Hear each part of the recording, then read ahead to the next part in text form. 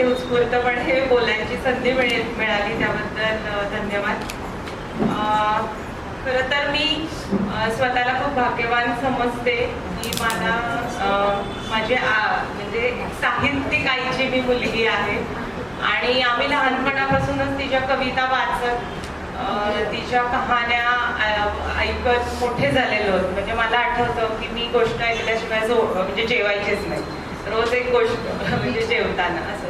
आणि तिला वाचनाची आवड असल्यामुळे लहानपणापासूनच साहित्यिक गोष्टींचे संस्कार आमच्यावर झाले आणि आम्हाला म्हणजे तो आस्वाद घेता आला.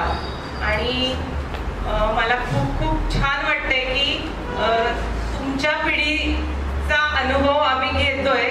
मला माहिती नाही किती की आमच्या मुलांना आम्ही कितपत हे पास ऑन करू शकू, पण नक्कीच आम्ही प्रयत्न करू, कारण हे खूप महत्वाचं आहे की आपल्या मराठी भाषेतलं साहित्य आणि जे काही ज्ञान आहे ते पुढच्या पिढीपर्यंत नक्की गेलं पाहिजे. सर जसं म्हणाले की अजून तुम्ही उपक्रम वाढवणार आहे, म्हणजे मी जे काही आई मला जे माझ्याशी बोलते ते मी माझ्या मुलीला सतत सांगत असते. म्हणजे ती जरी प्रत्येक गोष्टीला उपस्थित नसली तरी मी तिला ते मेसेजेस देत असते. आणि नक्कीच मला जेव्हा जेव्हा शक्य होईल तेव्हा मी तुमच्या कार्यक्रमांना उपस्थित राहीनच. आणि माझ्या आईबद्दल सांगायचं तर मी असं पण बघितलंय, आम्ही अगदी छोट्याशा खेडेगावातून आहोत. म्हणजे सातारा जिल्ह्यातलं दुधेगावी म्हणून अगदी छोटंसं गाव आहे, तिथून आम्ही येतो. तर पूर्वी आमच्या लहानपणी घरामध्ये चूल होती आणि चुलीवर आई भाकरी करायची.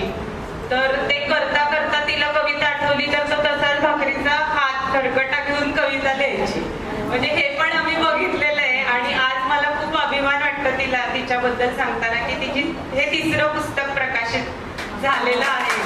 आणि म्हणजे खूपच छान, तर ते फिलिंगच खूप वेगळे आम्हाला. म्हणजे सगळ्यांनाच, आम्ही 4 भावंड आहोत, आम्हाला सगळ्यांना खूप अभिमान आहे तिच्याबद्दल.